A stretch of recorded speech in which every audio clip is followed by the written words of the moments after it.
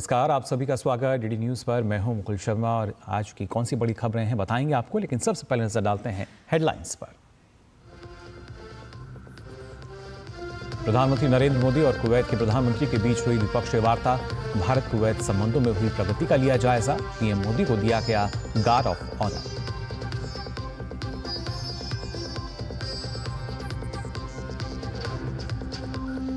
विदेश मंत्री एस जयशंकर ने कहा, भारत कभी भी दूसरों को अपने फैसलों पर वीटो लगाने की अनुमति नहीं देगा।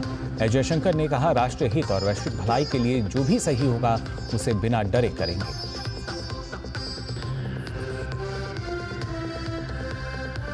उत्तर प्रदेश के संभल में 250 फीट गहरी रानी की बावड़ी की खुदाई जारी। मिट्टी से भर दी गई थी ऐतिहासिक विरासत।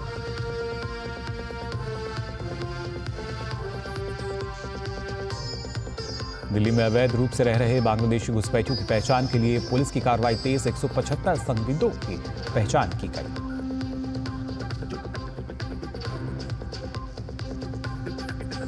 और अंडर 19 महिला T20 एशिया कप क्रिकेट के फाइनल में भारत की शानदार जीत। बांग्लादेश को 41 रन से दी करारी शिकस्त।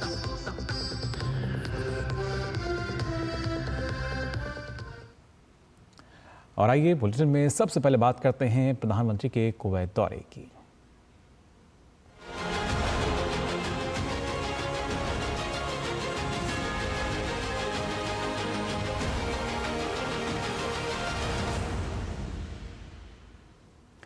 प्रधानमंत्री नरेंद्र मोदी और कुवैत के प्रधानमंत्री के बीच आज द्विपक्षीय वार्ता हुई। दोनों नेताओं ने भारत कुवैत संबंधों में हुई प्रगति का जायजा लिया।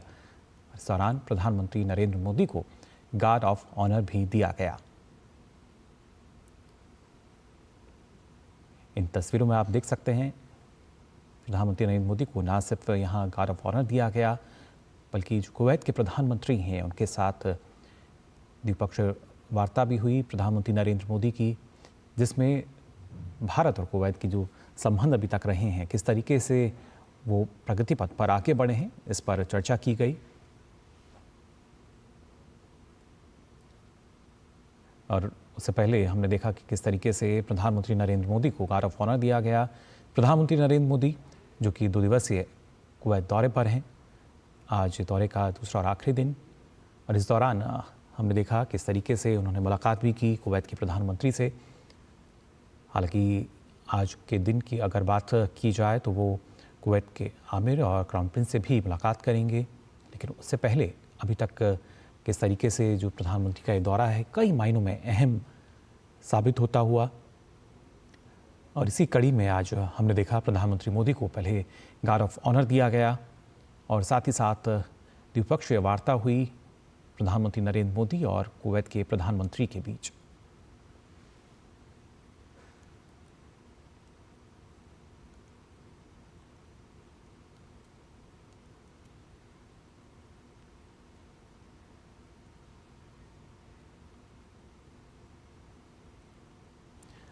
वहीं आइए खबरों में आगे बढ़ते हैं, बात करते हैं विदेश मंत्री डॉक्टर एस जयशंकर की, जिन्होंने कहा है कि भारत कभी भी दूसरों को अपनी पसंद पर वीटो करने की अनुमति नहीं दे सकता और वह अपने राष्ट्रीय हित और वैश्विक भलाई के लिए जो भी सही होगा उसे बिना डरे करेगा।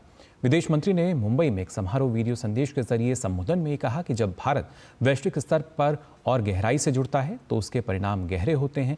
उन्होंने ये भी बताया कि भारत की समृद्ध विरासत से दुनिया को बहुत कुछ सीखने को मिल सकता है, लेकिन ये तभी संभव है जब भारतीय अपने पर गर्व करें। विदेश मंत्री ने कहा कि वैश्वीकरण के इस युग में प्रौद्योगिकी और परंपरा को साथ में आगे बढ़ना चाहिए। उन्होंने कहा कि भारत निश्चित रूप से प्रगति करेगा, लेकिन उसे अपनी भारतीयता को खोए बिना ऐसा करना होगा, तभी हम एक बहुध्रुवीय दुनिया में एक प्रमुख शक्ति बन सकते हैं। It is the deep inherent unity of our existence that has allowed diversity to flower in our land. This should never be misportrayed as a negotiation between parts that are actually so integral. Nor can our great nation be projected as an idea. On the contrary, it is a timeless reality and an enduring feature in a changing world. Independence should also never be confused for neutrality. We will do whatever is right in our national interest and for global good without being intimidated to conform. In the final analysis, Bharat can never permit others to have a veto on its choices. और वहीं आपको बता दें, गृह मंत्री अमित शाह पूर्वोत्तर राज्य त्रिपुरा के दौरे पर हैं। अमित शाह ने त्रिपुरा के धलाई इलाके में ब्रू समुदाय की पुनर्वास बस्तियों का दौरा किया। अमित शाह ने ब्रू समुदाय के लोगों से बातचीत भी की, साथ ही स्थायी आवास मिलने के बाद उनके अनुभवों के बारे में भी जाना। अमित शाह ने ब्रू समुदाय के जीवन स्तर को बेहतर बनाने और उनके कल्याण के प्रति सरकार की प्रतिबद्धता को रेखांकित किया। वहीं लोगों ने स्थायी आवास मिलने पर गृह मंत्री अमित शाह का आभार व्यक्त किया। त्रिपुरा के धलाई जिले में केंद्रीय गृह मंत्री अमित शाह ने 668.39 करोड़ रुपए की विभिन्न विकास परियोजनाओं का उद्घाटन और शिलान्यास किया। कार्यक्रम को संबोधित करते हुए गृह मंत्री ने सीपीआईएम और कांग्रेस पर जमकर निशाना साधा। उन्होंने कहा कि 35 साल तक ब्रू रियांग समुदाय के लोगों की चिंता नहीं की गई। गृह मंत्री ने कहा कि भाजपा के सत्ता में आने के बाद लगातार विकास कार्य हुए हैं। कम्युनिस्ट लाल भाई 35 साल तक यहां शासन किए। कांग्रेस पार्टी ने भी सबसे ज्यादा समय शासन किया, मगर ब्रू रियांग का दर्द नहीं दिखाई दिया। जब त्रिपुरा में परिवर्तन हुआ, भाजपा सरकार बनी, विप्लव देव इसके मुख्यमंत्री बने और भाजपा की केंद्र में भी सरकार थी, एक एग्रीमेंट हुआ और 40,000 लोगों के बसने की व्यवस्था, इनकी रोजगारी की व्यवस्था, स्वास्थ्य की व्यवस्था, शिक्षा की व्यवस्था, शुद्ध पानी, शौचालय और महिलाओं के लिए कोऑपरेटिव की व्यवस्था करने का काम हुआ। और बात उत्तर प्रदेश के संभल की, जहां आए दिन नए नए खुलासे हो रहे हैं। अगर बात की जाए इस नए खुलासे की, तो आपको बता दें, चंदौसी में शनिवार को राजस्व विभाग ने एक जमीन की खुदाई की तो उसके नीचे बावड़ी मिली है। संभल की चंदौसी कोतवाली क्षेत्र के लक्ष्मणगंज में बावड़ी वाले कुएं के नाम से प्रसिद्ध स्थान पर नगर पालिका परिषद की मदद से तहसील प्रशासन ने खुदाई कराई। इस दौरान प्रशासन को नीचे 4 कमरेनुमा स्थान मिला और अभी खुदाई आगे भी जारी है। संभल के जिलाधिकारी राजेंद्र पेंसिया ने बताया है कि ये 400 वर्ग मीटर एरिया है। यह बावड़ी तालाब में दर्ज है। जिलाधिकारी ने जानकारी देते हुए बताया कि धीरे धीरे खुदाई कराई जा रही है, जिससे जिस तरह का स्ट्रक्चर अभी मिला है उसको किसी तरह का नुकसान ना हो। और वर्तमान में करीब 210 वर्ग मीटर है जिस पर अतिक्रमण हटवाया जाएगा। बताया जा रहा है कि लगभग ये 125 से 150 वर्ष पुराना है। 400 वर्ग मीटर जो एरिया है वो बावली तालाब के रूप में दर्ज है यहाँ पर। और यहाँ बताते हैं कि जो स्थानीय लोग की जो बिलारी के राजा हैं उनके नाना के समय में ये बावली बनी थी। और इसका जो सेकंड और थर्ड जो फ्लोर है वो मार्बल से बना है और ऊपर का जो तल है वो जो आप देख रहे हैं ईंटों से बना हुआ है। और इसमें एक कूप भी है और जो अभी देख रहे थे तो इसमें लगभग 4 कक्ष भी बने हुए हैं। वर्तमान में ये मिट्टी से पूरा ढका जा चुका है। जो नगर पालिका की टीम है उससे जो ऊपर की मिट्टी है वो हटवा रहे हैं और धीरे धीरे मिट्टी निकाल रहे हैं ताकि इसके स्ट्रक्चर को किसी भी प्रकार की कोई हानि न हो। वर्तमान में 210 वर्ग मीटर एरिया ही इसका बैठ रहा है। शेष जो क्षेत्रफल है इसका कब्जे में है, जिस अतिक्रमण को मुक्ति की कार्रवाई जो ड्यू प्रोसेस फॉलो करके करेंगे। और बात पंजाब की, जहां मोहाली में बहुमंजिला इमारत के ढहने से 2 लोगों की मौत हो गई। मलबे में अब भी कई लोग फंसे हैं जिन्हें बाहर निकालने के लिए सेना और एनडीआरएफ की टीमें लगातार प्रयास कर रही हैं। प्रशासन ने कहा है कि मलबे में फंसे हर एक व्यक्ति को बचाने के लिए हर संभव प्रयास जारी रहेगा। वहीं घायलों को आपातकालीन सेवाएं प्रदान करने के लिए शहर के सभी प्रमुख अस्पतालों को अलर्ट पर रखा गया है। एक बॉडी अभिषेक नाम के लड़के की बॉडी और मिली है। 2 फ्लोर क्लियर हो चुके हैं, तो उनमें से अभी तक जो है कल रात को और आज मिला के 2 बॉडीज आ चुकी हैं। हमारी प्रायोरिटी तो यही है कि रेस्क्यू ऑपरेशन में जो सारी टीमें लगी हैं उनको सहयोग किया जाए और जिससे कि जल्द से जल्द पूरी डेब्री क्लियर हो सके। वहीं डीएसपी हरसिमरन सिंह बल ने कहा कि इमारत के मालिक के खिलाफ एफआईआर दर्ज की गई है। We have registered the FIR 105 BNS के FIR दर्ज। जो उसकी साथ वाली जगह थी उसमें वो खुदाई कर मतलब नहीं बना रहा था, वो उसके कारण जब वो साइड में थोड़ा सा लूज होगी तो वो बिल्डिंग राइट को गिर गई। दिल्ली के उपराज्यपाल विनय कुमार सक्सेना ने दिल्ली की सड़कों पर जमे पानी और सीवरों की खस्ता हाल को लेकर आप सरकार पर निशाना साधा। इस मामले में उपराज्यपाल ने अपने एक्स हैंडल से एक वीडियो भी शेयर किया है। वीके सक्सेना ने लिखा है कि गलियों और रास्तों पर जमा बदबूदार पानी बरसात का नहीं है, उफनते सीवरों का है। इस वीडियो में उन्होंने कई जगह सड़कों पर जमे सीवर की बदबूदार पानी और उससे हो रही समस्याओं पर लोगों से भी बात की। उपराज्यपाल ने लिखा कि अपनी समस्या और कष्टों को बयां करती महिलाएं दिल्ली की हैं, किसी और प्रदेश या देश की नहीं। उन्होंने इस बदहाल स्थिति से निपटने के लिए आप सरकार से आग्रह करते हुए इस पर तुरंत कदम उठाने को कहा।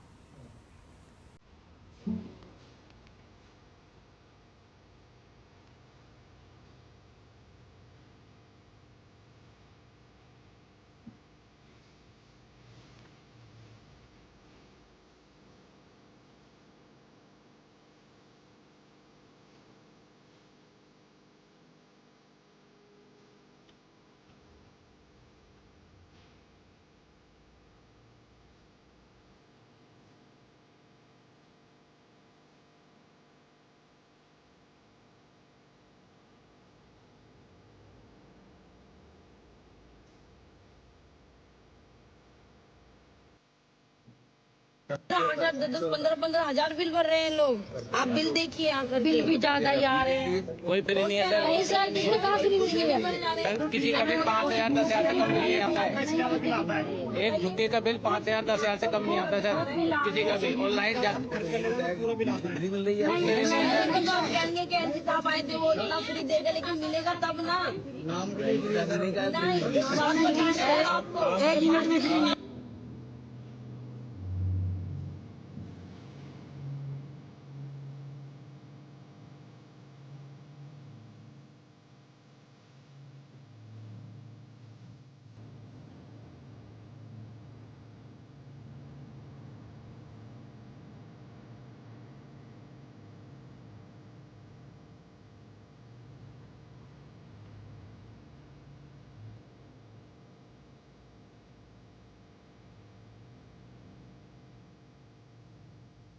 एक मिनट में एक बार आता था रोड के उस पार भर के लाते हैं, जो वहाँ पे पीने के पानी की समस्या है।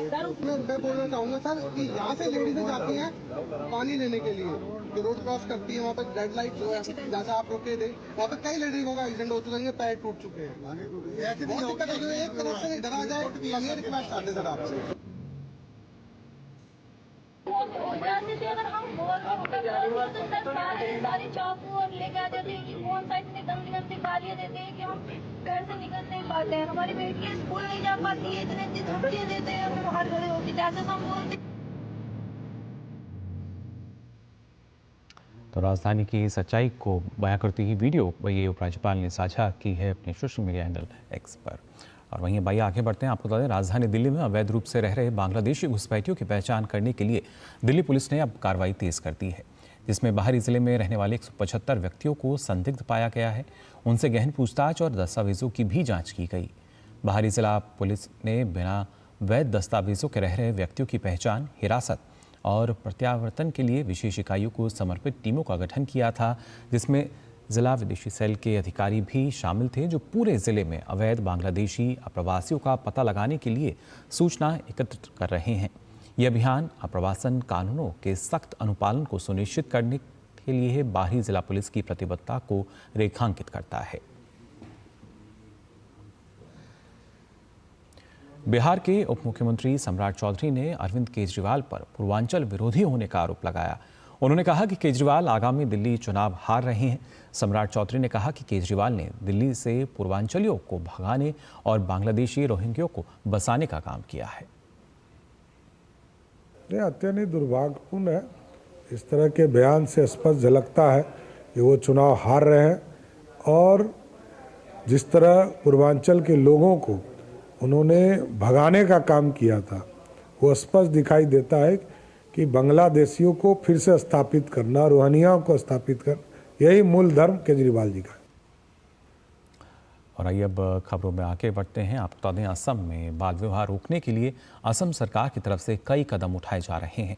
इसी कड़ी में असम पुलिस ने बाल विवाह रोकने के लिए अपने तीसरे चरण में 416 लोगों को गिरफ्तार भी किया है। इसके साथ ही 335 मामले दर्ज किए हैं। ये जानकारी मुख्यमंत्री हिमंता बिस्वा शर्मा ने सोशल मीडिया पर दी है। विवाह रोकने के लिए राज्य सरकार अपनी तरफ से लगातार काम कर रही है। इसके लिए विशेष अभियान भी चलाया जा रहा है। पुलिस ने 21 और 22 दिसंबर की रात को शुरू हुई कार्रवाई में अब तक 335 मामले दर्ज किए हैं और 416 लोगों को गिरफ्तार भी किया है। बात एक ऐसी खबर की जिसको देखकर कहीं ना कहीं जागरूकता की जब हम बात करते हैं क्या स्थिति है देश में, दरअसल देश के ग्रामीण क्षेत्रों में शिक्षा के माध्यम से सुधार के अनेक प्रयास किए जा रहे हैं। इसी कड़ी में मध्य प्रदेश के लेपा गांव में बच्चों को शिक्षित करने के लिए एक मिशन भी चलाया जा रहा है। मध्य प्रदेश के जिला खरगोन में नर्मदा नदी के तट पर स्थित है एक छोटा गांव लेपा पुनर्वास क्षेत्र। सुदूर जंगल की पहाड़ियों में बसा लेपा पुनर्वास क्षेत्र अब निमाड़ अभ्युदय नर्मदालय संस्था और ग्रामीण कौशल विकास के लिए जाना जाता है, जहां बच्चों के उज्जवल भविष्य के लिए कार्य किया जा रहा है।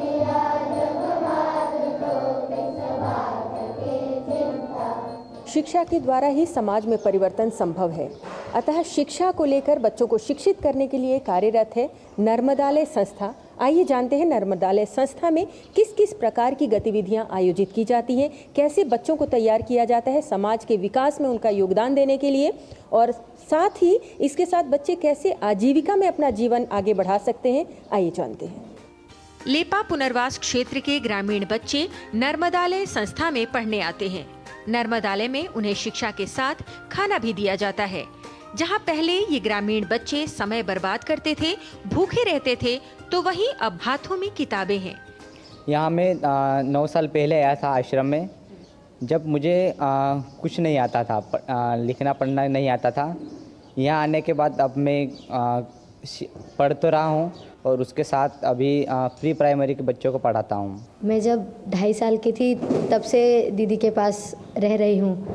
मतलब मेरे 10वीं तक का प्रशिक्षण यहीं पर हुआ है और अभी इस साल 11वीं और 12वीं में बाहर गांव से कर रही हूँ। मुझे आगे चलकर समाज के लिए काम करना है। नर्मदालय में शिक्षा और कौशल की सतत धारा प्रवाहित हो रही है। हमारे ये बच्चे सुदूर वनवासी क्षेत्र से आते हैं और जीवन यापन का कोई साधन नहीं है। ऐसे बच्चे जब यहाँ से घर वापस जाएं तो अपना एक कुछ उपजीविका का साधन उन्हें मिले, एम्प्लॉय नहीं बने, एम्प्लॉयर बने। नर्मदालय संस्था की संस्थापिका का कहना है कि उनकी संस्था का उद्देश्य ग्रामीण निर्धन बच्चों के जीवन में परिवर्तन लाना, देश के लिए एक अच्छा नागरिक बनाना है। शिक्षा के साथ साथ हम इनको जो अलग नवाचार दे रहे हैं तो उसमें प्लम्बिंग है, कारपेंट्री है, फैब्रिकेशन है, गौशाला व्यवस्थापन है, ऑर्गेनिक फार्मिंग है, जैविक खेती है और खाना बनाना है। संस्कृति के साथ भी जुड़ रहे। संस्था में शिक्षा और नवाचार के माध्यम से लोगों के जीवन में समृद्धि, प्रसन्नता तो आई ही है, साथ ही उनके जीवन में सकारात्मक परिवर्तन भी देखा जा सकता है। गरीब न जाने क्या है मजहब उसका, जो मिटा दे उनके पेट की आग, वही है रब उसका। निमाड़ अभ्युदय संस्था द्वारा संचालित नर्मदालय संस्था में बच्चों की भूख तो शांत की ही जाती है, इसके साथ उन्हें शिक्षित भी किया जा रहा है और एक समाज के लिए एक उत्कर्ष समाज की स्थापना करने का प्रयास किया जा रहा है। कैमरा पर्सन कुमार दत्ता के साथ लता वशिष्ठ, डीडी न्यूज़। बात राजधानी की। पहले वायु प्रदूषण ने दिल्ली का दम घोट दिया और अब बूंद बूंद पानी को तरसती दिल्ली में तालाब गायब हो रहे हैं। तालाबों की जमीन पर या तो पार्क बन रहे हैं या फिर जंगली झाड़ियां और मलबे का अंबार है। एसटीपी के पानी से कुछ तालाबों को जिंदा करने के दावे हुए, पर वहां भी तालाबों को एक बूंद पानी नसीब नहीं है। ये दिल्ली के इकोसिस्टम के लिए खतरे की घंटी है, क्योंकि जल नहीं तो जीवन नहीं, पर्यावरण नहीं। गायब हो गए दिल्ली के आधे से ज्यादा तालाब। दिल्ली के तालाबों पर हुआ अतिक्रमण। दिल्ली के वेटलैंड प्राधिकरण का एनजीटी को दिया गया आंकड़ा हैरान करने वाला है। जमीनी जांच के दौरान शहर में चिन्हित किए गए 50% से अधिक जल निकाय अस्तित्वहीन पाए गए। दिल्ली में 1367 चिन्हित जल निकाय हैं, जिनमें से राजस्व रिकॉर्ड का उपयोग करें तो पहचाने गए 1045 जल निकाय और उपग्रह इमेजनरी डाटा का उपयोग करके जियो स्पेशियल दिल्ली लिमिटेड के पहचाने गए अतिरिक्त 322 जल निकाय शामिल हैं। जीएसडीएल के 332 जल निकायों में से केवल 43 ही इस साल के सर्वेक्षण के दौरान जमीन पर पाए गए। इसका मतलब है कि वर्तमान में कुल 674 जल निकाय ही अस्तित्व में हैं। डीडी न्यूज की टीम ने भी जमीनी हकीकत का जायजा लिया। मायापुरी और वेलकम झील में पानी की जगह जंगली घासें और डंपयार्ड ने ले ली है। वहीं मंडावली में तालाब पानी की राह जोह रहा है। एक्सपर्ट मानते हैं कि जरूरत जमीनी स्तर पर प्रयास करने की है। तालाबों का अतिक्रमण हटे और जल की आपूर्ति तालाबों में सुनिश्चित हो। आजकल देख रहे हैं बहुत जगहों पे ओपन ऑडिटोरियम बनाने का कॉन्सेप्ट शुरू हो गया है, क्योंकि वो पिकनिक स्पॉट बनाना चाहते हैं रादर देन उसको एक नेचुरल वाटर बॉडी। तो उसका जो पर्पस है वो वहाँ ख़त्म हो जाता है। तो सही तरीका ये है, आप उसको नेचुरली रिवाइव करो। अगर आप चाहते हैं लोग आएँ वहाँ पे, तो आप चारों ओर उसका चलने का रास्ता बनाइए। 8 से 10 फुट पट्टी बनाइए जिस पे लोग चल सकें, वहाँ बेंच लगाइए, लोग बैठ सकें। तो वो आपका एक पिकनिक स्पॉट भी बन जाएगा, एक तरह का नेचुरल वाटर बॉडी भी रहेगी, जिससे आपका ग्राउंड वाटर भी रिचार्ज होगा, उसकी कैपेसिटी भी बढ़ेगी। बट अगर आप वहाँ पे कंक्रीट का स्ट्रक्चर बनाते जाएंगे तो आप अपने आप उसकी कैपेसिटी कम कर रहे हैं। कैपेसिटी कम करने का मतलब आप अपना फ्यूचर में वाटर का अवेलेबिलिटी कम कर रहे हैं। आंकड़ों से पता चला कि 674 जल निकायों में से सबसे ज्यादा 216 दक्षिणी पश्चिमी दिल्ली में हैं। हालांकि कागजों पर जिले में 330 जल निकाय होने चाहिए। उत्तरी दिल्ली में रिकॉर्ड पर मौजूद 275 में से 143 जल निकायों के साथ दूसरे नंबर पर सबसे ज्यादा संख्या है। उसके बाद उत्तर पश्चिमी दिल्ली है, जहां 167 पहचाने गए जल निकायों में से 104 पाए गए। सबसे कम संख्या में जल निकायों वाला जिला पूर्वी दिल्ली है, जहां कागजों पर 50 जल निकायों की पहचान की गई है, जबकि जमीन पर केवल 6 जल निकाय ही पाए गए हैं। यही हालत अन्य जिलों की भी है। Chandrashekhar, DD news. और आइए खबरों में आगे बढ़ते हैं। कश्मीर में सर्दियों के सबसे सर्द मौसम कहे जाने वाले 40 दिन के चिल्लाई कलां की कल से शुरुआत हो गई। चिल्लाई कलां की शुरुआत के साथ ही कश्मीर की डल झील में बर्फ़ की सतह देखी गई। ये उत्सव कश्मीर में सबसे ठंडे दिनों के उपलक्ष्य में 40 दिनों तक मनाया जाता है। इस दौरान कश्मीर में काफ़ी सर्दी रहती है और तापमान कई डिग्री माइनस तक लुढ़क जाता है। साथ ही इन दिनों यहाँ भारी बर्फबारी का सिलसिला भी जारी रहता है। चिल्लाई कलां के पहले दिन को विश्व फेरन दिवस के रूप में मनाया जाता है। हर साल ये उत्सव 21 दिसंबर से शुरू होकर 29 जनवरी तक चलता है।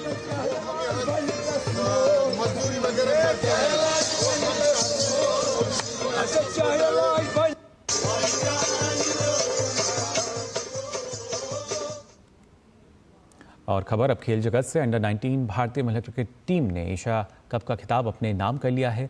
भारतीय टीम ने फाइनल मुकाबले में बांग्लादेश की टीम को 41 रन से हरा दिया। मैच में बांग्लादेश ने टॉस जीता और पहले गेंदबाजी का फैसला किया। भारत ने 20 ओवर में 7 विकेट पर 117 रन बनाए, जिसके जवाब में बांग्लादेश की टीम 18.3 ओवर में 76 रन पर सिमट गई। भारत की ओर से आयुष शुक्ला ने 3 विकेट हासिल किए।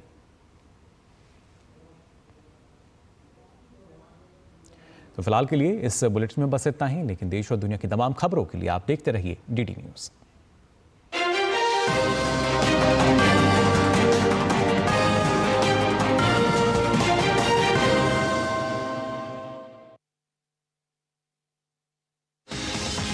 दिन भर की भाग दौड़ में जब छूट जाएं जरूरी खबरें, जब आप हो जल्दी